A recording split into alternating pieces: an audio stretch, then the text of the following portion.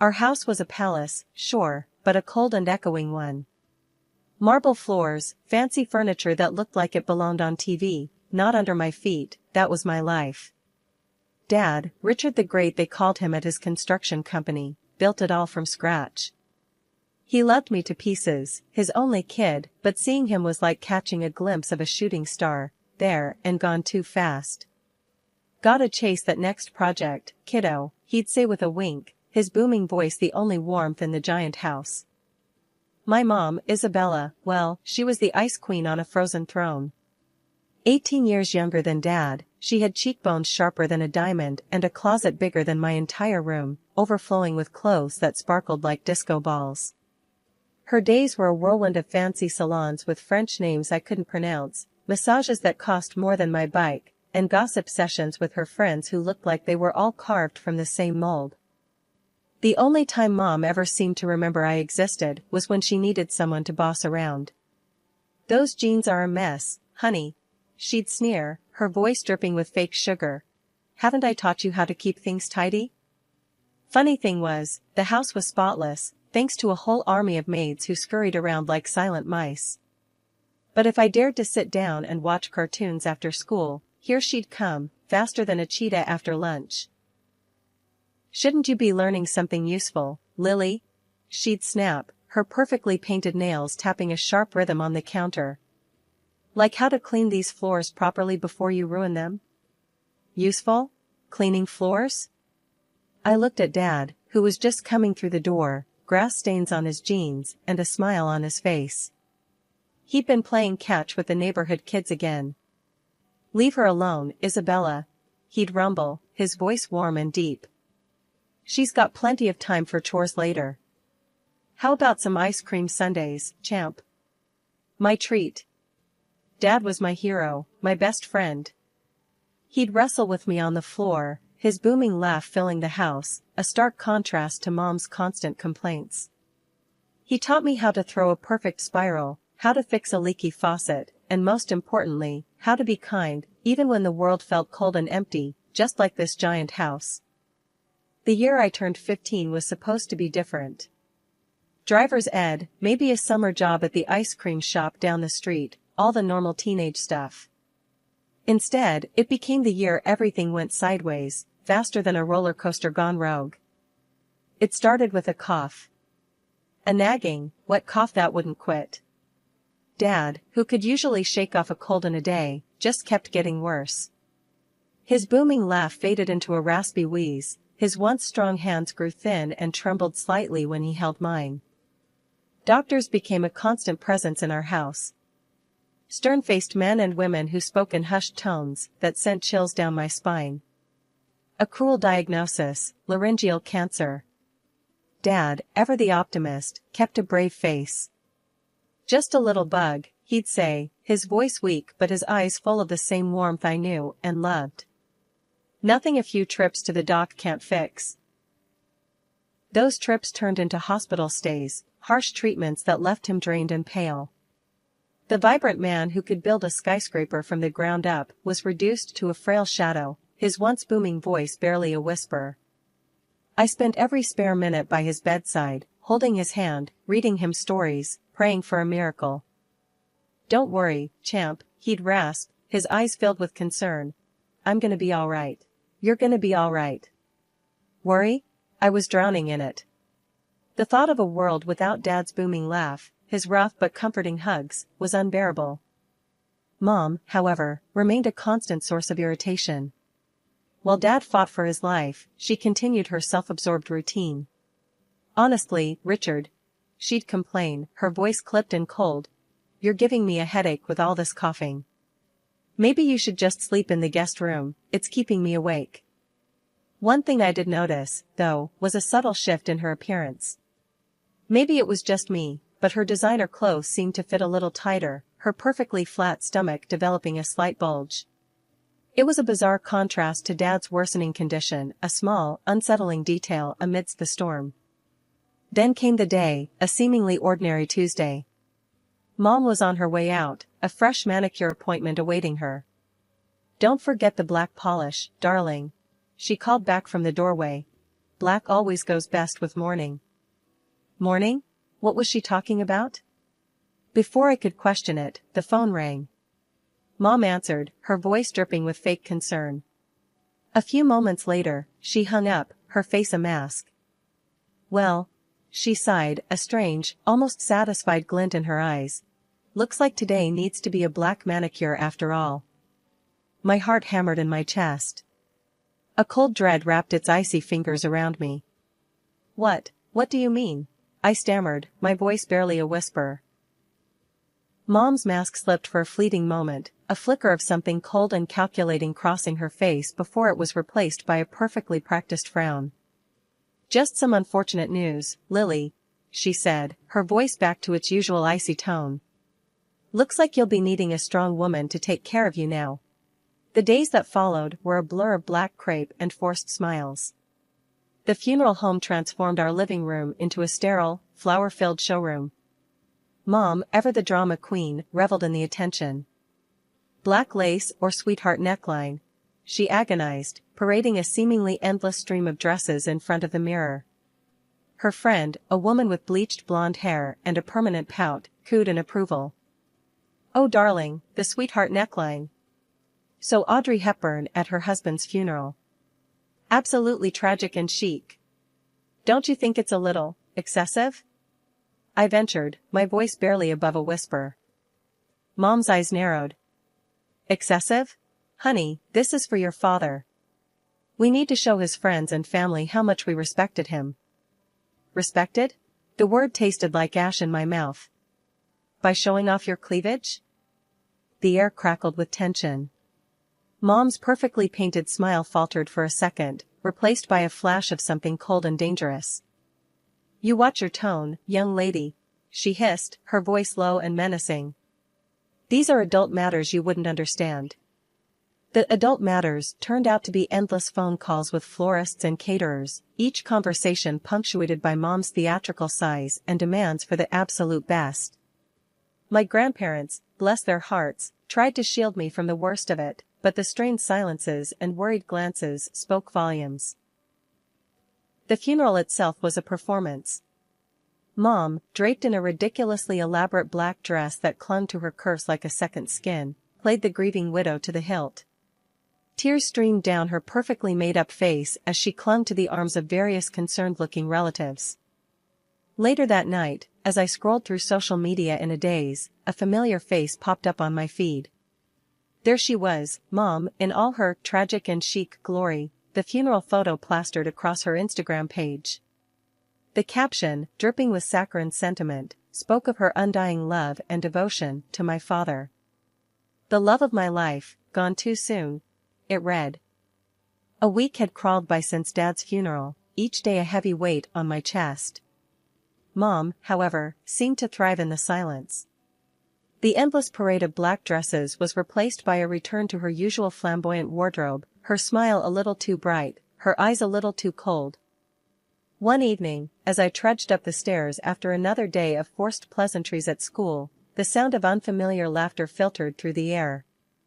I froze, a knot of dread tightening in my stomach. The living room door was ajar, light spilling out into the hallway. Taking a deep breath, I peeked inside. There, sprawled on our plush sofa, was a young man who looked like he'd stepped off the cover of a fitness magazine. He was all tanned skin, perfect teeth, and designer stubble. Mom, perched beside him like a preening peacock, was batting her eyelashes with a practiced innocence I hadn't seen since I was a toddler. Lily, she purred, her voice dripping with fake sweetness. This is Michael, my fiancé. Fiancé? I repeated, my voice barely a croak. Mom's smile faltered for a brief moment, a flicker of annoyance crossing her face before it was replaced by a too bright cheer. Yes, darling. Isn't that wonderful? Michael is going to be living with us now. Michael, who hadn't even acknowledged my existence until now, finally grunted a greeting. Before I could process this latest absurdity, Mom continued, her voice taking on a patronizing tone. And guess what else, honey bunch? We're expecting. Expecting? My mind reeled. Not only did she have a new husband-to-be a week after Dad's funeral, but she was also pregnant? It was all too much to take in. What about Dad? I stammered, the words catching in my throat. Isn't this a little what? Mom snapped, her mask of cheer slipping for a moment. A little inconvenient? Don't be ridiculous. Life goes on, darling. And besides, she leaned in, her voice dropping to a conspiratorial whisper. Michael here makes me truly happy. Something your father, bless his soul, was never quite capable of. Fury, hot and raw, bubbled up inside me. You never loved him, did you? I spat, my voice shaking with rage. You cheated on him. Mom's eyes narrowed. The smile was completely gone now, replaced by a steely glint. Perhaps, she admitted with a cold laugh. But that's none of your concern, is it? Now, from now on, you'll do as Michael and I say. You'll help with the housework, of course, and then you'll be a wonderful nanny to your new sibling. Over my dead body, I choked out, my voice trembling with a mix of anger and hurt. Don't get sassy with me, young lady, Mom hissed, her voice low and dangerous. This is my house, and you'll do what I tell you, or you'll get out. The ultimatum hung in the air, heavy and suffocating. I straightened my spine, a newfound resolve hardening my voice. I wouldn't stay under the same roof with you for another minute even if you begged me, I declared, my gaze unwavering. You may have gotten rid of Dad, but you won't control me. Mom's face contorted in fury. Get out then, she shrieked, lunging towards me. She grabbed me by the shoulders and pushed me out the door. And don't come crawling back when you have nowhere else to go, she bellowed after me. I didn't answer. The front door slammed shut behind me with a satisfying thud. Snow swirled around the streetlights, casting an eerie glow on the deserted sidewalk. I was in my school clothes and sneakers, completely unprepared for the winter chill. But the sting of the cold was nothing compared to the burning betrayal in my heart. Looking down at my flimsy clothes, I spotted the abandoned garage across the street. Dad used to keep his old tools and some winter gear there. Maybe, just maybe, there was something I could use to keep warm for the short walk. The garage was a treasure trove of forgotten memories. In the back corner, under a dusty tarp, I spotted a familiar shape, Dad's old hunting jacket. It was worn and faded, but the thick leather promised some protection from the biting wind. With shaking hands, I dialed a taxi, my teeth chattering uncontrollably. The wait seemed to stretch on forever, each passing minute a small eternity. Finally, the headlights pierced the darkness, a beacon of hope in the cold night. My grandparents' porch light cast a warm glow as I stepped out of the taxi. Tears welled up in my eyes again, this time a mix of relief and sorrow. My grandma opened the door before I could even knock, her face etched with worry. Lily? What on earth? Her voice trailed off as she took in my appearance. Honey, you're freezing. Come in, come in. She ushered me inside, wrapping a thick blanket around my shoulders. Grandpa was right behind her, his face grim as he took in my tear-streaked cheeks and the oversized jacket. What happened, sweetheart? He asked, his voice gruff, but full of concern. I took a shaky breath, the warmth of the house slowly seeping into my bones. Then, in a torrent of words, I poured out everything, Mom's cold behavior after Dad's death, the fiancé, the pregnancy, and finally, the cruel revelation. My voice cracked as I spoke, the raw pain and betrayal spilling out into the room. By the time I finished, I was sobbing uncontrollably, my body racked with hurt. Grandma held me tight, her silence a comforting presence. Grandpa, after a moment, cleared his throat. There's something you should know, Lily, he began, his voice low and serious. Before your father passed away. He paused, his gaze flickering to Grandma before continuing. He knew all about her cheating and pregnancy, and well. He hesitated, then met my eyes. He had a lawyer come in and change his will. My heart skipped a beat. Change his will? Yes, Grandma chimed in, taking my hand. You see, honey, your father loved you more than anything in the world. It means that you are the sole heir to your father's estate. My jaw dropped. Everything? Everything, Grandma confirmed with a sad smile. But because of your age, you can't fully access the money until you graduate from college. Until then, a legal guardian needs to manage it. Not Mom, I blurted out before he could finish. The thought of her controlling Dad's money meant for me, was unbearable. Grandpa and Grandma exchanged a knowing look. Of course not, Grandma said, her voice firm. That's why we need to talk about custody. But to take you away from your mother, we need proof of her unsuitability. Proof? I reached for my phone, a mischievous glint entering my eyes. I have plenty of that. Over the past year, in a misguided attempt to protect myself, I'd started recording some of my arguments with Mom.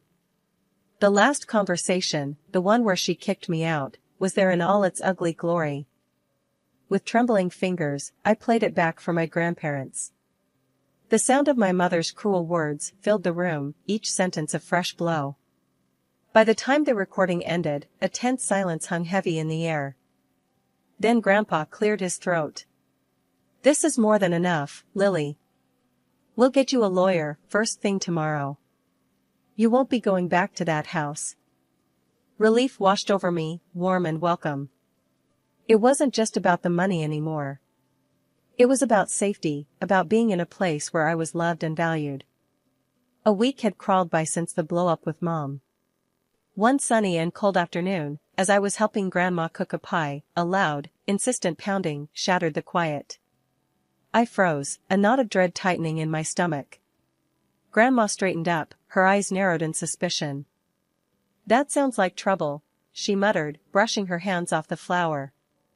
Before we could even exchange another word, the front door swung open with a bang, revealing a sight that made my blood run cold. Mom stood there, her face flushed with anger and desperation. Her hair was a mess, her clothes looked like they'd been slept in, and her eyes held a manic glint that sent shivers down my spine. There you are, she shrieked, her voice laced with a barely contained fury. You little ingrate. How could you do this to me? Grandma stepped forward, her voice firm but unwavering. Lily doesn't have to do anything, dear. She's here of her own free will. Mom scoffed, her gaze darting around the room before landing on me. Free will? Don't be ridiculous. You've filled her head with lies about me. Lies? I echoed, my voice shaking with a mix of anger and disbelief. You're the one who lied, Mom. You lied to Dad, you lied to me, and now you have the nerve to play the victim? You never loved me and Dad. Mom's face contorted in fury. Don't you dare talk about your father like that. And love? You think that dusty old man was capable of love? He was boring, Lily. A drag. I deserved more. Her words hung heavy in the air, a cruel and selfish justification for her actions. My fists clenched at my sides, the anger bubbling inside me threatening to boil over. So you married him for money, then cheated on him while he was still alive? I spat, my voice dripping with disgust. And now you're angry because you're not going to get your claws into his inheritance? Mom's face turned ashen, her bravado crumbling under the weight of my words. Look, she said, her voice cracking with desperation. I know I messed up. But can't we just forget all that? I found out about the new will, Lily. You have everything now. You can help me, can't you? I'm pregnant, for crying out loud. I have nowhere to go. Her words hung heavy in the air, a desperate plea for a lifeline. A part of me, a tiny, insignificant part, flickered with a misplaced sense of pity. But then I remembered the countless nights I'd spent alone. Those were your choices, Mom, I said, my voice devoid of sympathy. And now you have to face the consequences. 2 months flew by in a whirlwind of activity. Lawyers, court dates, social worker visits, it felt like my life had become a legal drama. Mom, unsurprisingly, contested the custody hearing tooth and nail. The courtroom was a tense battleground. Mom, dressed in a cheap-looking suit and overly dramatic makeup, sat across from me, a picture of fake concern. Your Honor, she began, her voice trembling with manufactured emotion. I am Lily's mother. I love her dearly, and I'm her only living parent. Taking her away from me would be a travesty. Her words were like nails on a chalkboard, a stark contrast to the cruel reality I knew. My lawyer, a sharp woman with a steely gaze, wasted no time in presenting her case. The recordings I'd made played on a small speaker in the courtroom, each snipped conversation a damning indictment of Mom's character. Her voice, dripping with contempt and frustration, filled the room, leaving a stunned silence in its wake. Then came the final blow, the recording of the night she kicked me out. The raw fear and confusion in my voice, the chilling indifference in hers, painted a picture 1,000 words couldn't express. As the last recording ended, a heavy silence descended upon the courtroom. Even the judge, a stern but fair-looking woman, seemed taken aback. Looking directly at Mom, I took a deep breath and spoke, my voice surprisingly steady. "Your Honor," I said. "Does this sound like the voice of a loving mother? Does this sound like someone who deserves to raise a child?" Mom opened her mouth to retort, but the judge held up a hand, silencing her. "The evidence presented is compelling," she said, her voice firm. "The recordings paint a clear picture of a dysfunctional and emotionally abusive relationship. Mrs. Miller," she addressed my mother directly, "your behavior towards your daughter has been documented and deemed unacceptable. Therefore, this court grants full custody of Lily to her grandparents, Mr. and Mrs. Thompson." A wave of relief washed over me, so intense it felt like I could breathe again for the first time in months. Grandma reached out and squeezed my hand, her eyes filled with unshed tears. Grandpa, ever stoic, offered me a gruff but genuine smile. A few days later, we stood outside the house I'd once called home. The eviction notice, a cold formality, felt like a badge of honor. Mom and her now fuming boyfriend were huddled by the door, their faces a mixture of anger and desperation. "Lily, honey, please," Mom whined, her voice laced with desperation. "Can't we just talk about this? I know I messed up, but I'm your mother. And I'm pregnant. We have nowhere to go."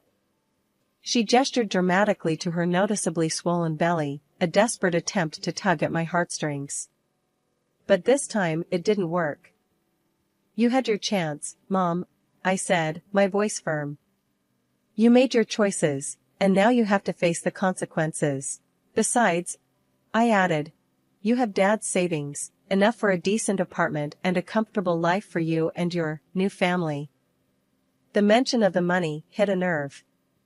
Mom's face contorted in fury, but this time, it was laced with a hint of fear. "You wouldn't dare cut me off," she hissed, her voice brittle. "I don't have to," I replied coolly. "You'll have access to a monthly stipend, enough to cover your basic needs. But that's all. Consider it my charity." Mom opened her mouth to argue, but the look in my eyes must have stopped her. With a final glare in my direction, she stormed off, her boyfriend trailing behind like a kicked puppy. 5 years had melted away like summer snow. Graduation from high school was a bittersweet affair, a celebration of achievement tinged with the pang of leaving a familiar chapter behind. Now, with a brimming acceptance letter in hand, I stood on the precipice of a new adventure, college. The University of Economics loomed ahead, a bustling hive of knowledge and ambition. Grandma fussed over my dorm room, insisting on rearranging the furniture for maximum efficiency. Grandpa, ever the pragmatist, helped me set up my laptop and internet connection, muttering about the outrageous cost of higher education. "Don't worry, Grandpa," I said, giving him a hug. "I'll make the most of it. This is Dad's company I'll be running someday, remember?" He squeezed me back, his gruff voice softening. "That's my girl. Your father would be proud." The mention of Dad always brought a lump to my throat. These past years had been a constant dance between grief and gratitude. Grief for the father I barely had the chance to know, and gratitude for the loving grandparents who had stepped up when I needed them most. College life was a whirlwind of lectures, study groups, and caffeine-fueled all-nighters. It wasn't easy, but I threw myself into it with a fervor that surprised even myself. News about Mom trickled in occasionally, delivered in hushed tones by well-meaning family friends. Apparently, she'd given birth to a stillborn child, a tragedy that had only deepened the chasm between her and the world. Her boyfriend, the one who'd abandoned ship when the comfortable life in a luxurious house evaporated, was nowhere to be seen. Honestly, none of it fazed me. The woman who had borne me was a stranger, a ghost from a past life. I had no room for negativity in my life, not when I was busy building a future where hard work and determination were the cornerstones of success.